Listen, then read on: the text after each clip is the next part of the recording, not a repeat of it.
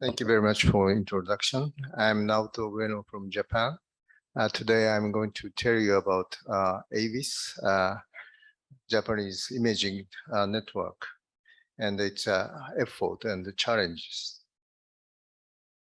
Okay, ABIS is the bioimaging network of over 20 imaging facilities in Japan, including national universities, as well as private universities and national institutions. And this network is organized mainly by two institutes, National Institute of Physiological Science and the National Institute of Basic Biology. Both are located in Okazaki, which is the town between Tokyo and Kyoto. And we provide technical support to the scientists for light microscopy, electron microscopy, fMRI, and image analysis, in addition to practical courses.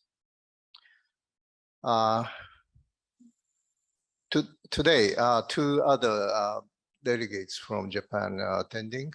I think probably most of you already met and talked to them. One is Shuichi Onami from RIKEN and Shinya Komoto from Okinawa Institute of Science and Technology.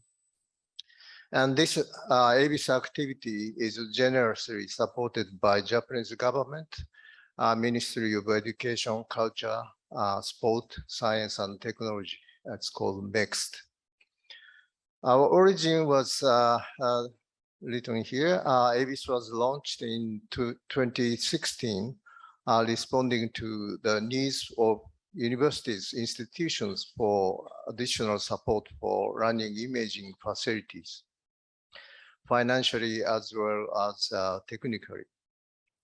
It was soon after GBY was established, and we are lucky to be able to join GBI immediately after GBI was formed. So our mission is to provide Japanese scientists advanced technical supports for bioimaging and increase their level of researches through the network. As the nature of the national grant Kakenhi that support ABIS, unfortunately, I must say that we are expected to support for grant holders.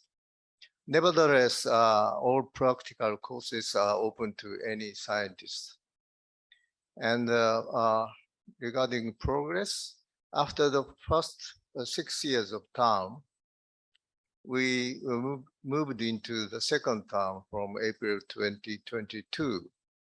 On the occasion, we reorganized the contents of our support, responding to users' needs, and added new members to ABIS who are experts, for example, tissue clearing method for microscopy or machine learning for image analysis, etc.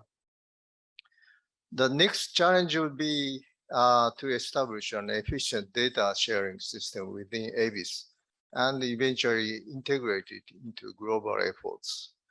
So I asked Shuichi to be involved more heavily in ABIS to establish this system, first in ABIS.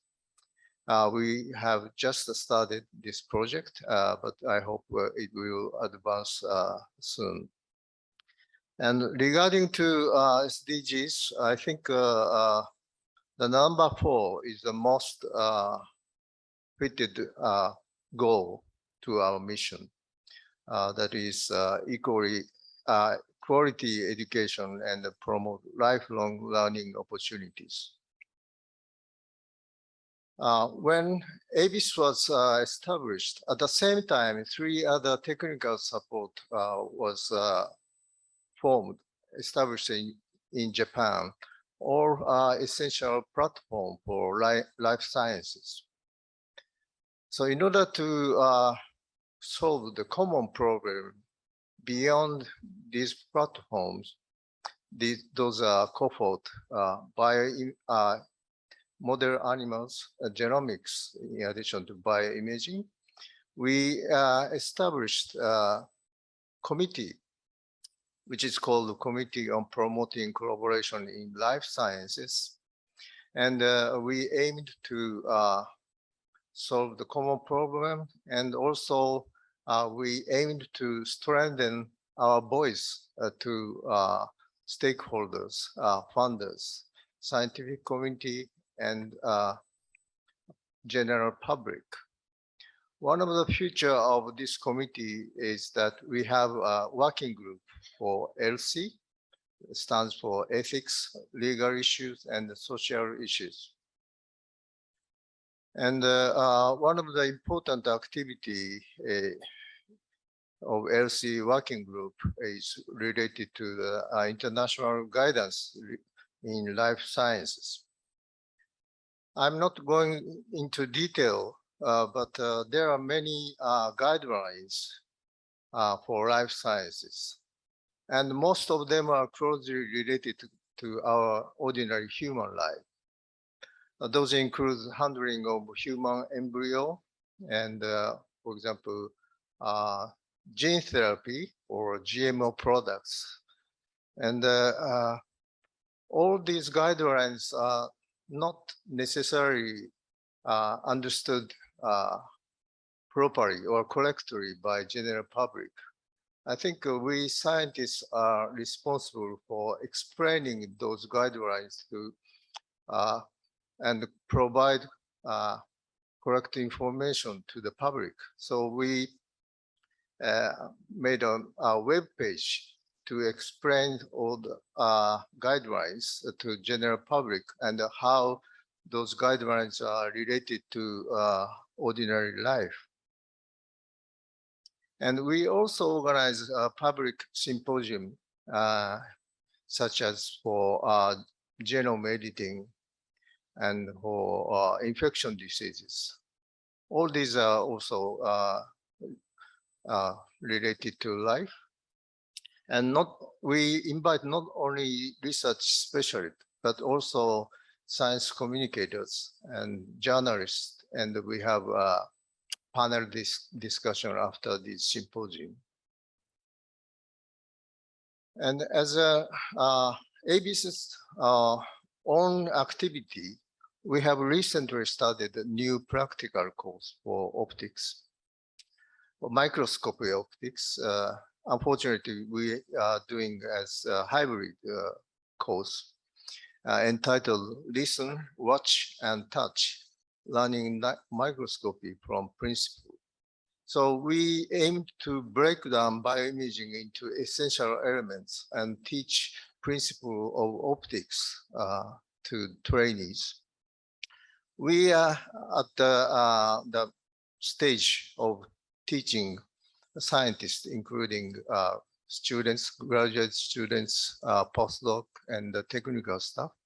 But we are moving on to high school students and eventually to general public.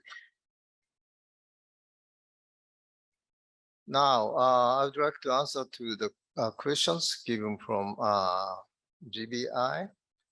The first, when I was just a biologist, I wasn't aware of this, but I was very surprised after I got involved in ABIS. I realized that the diversity of light microscopes, operation systems, and data format that may hamper us from unification of data handling management system. And I'm hoping that this problem will be solved soon. And most helpful from GBI, I found is that GBI is the one and only global effort, if I'm not exaggerating.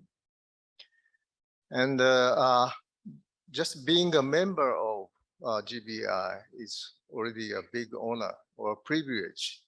And I found this is a great advantage for us to convince the government and especially it worked very well for our renewal for the second term. And what help do I need? Enhancing the discussion of providing us an international standard, such as on data management system, are very helpful. I remember that in the EOE meeting held in Sydney, I spoke using two keywords.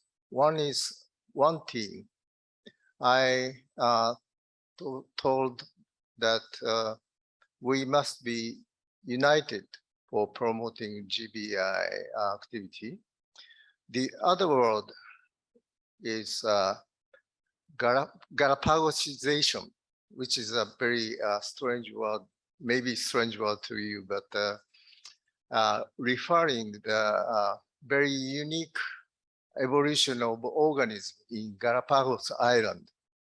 And it is said that Japanese practice and product development take a very unique way, and eventually it becomes incompatible with others. So I'm afraid of that very much, and I hope GBI or our community can provide a way to go.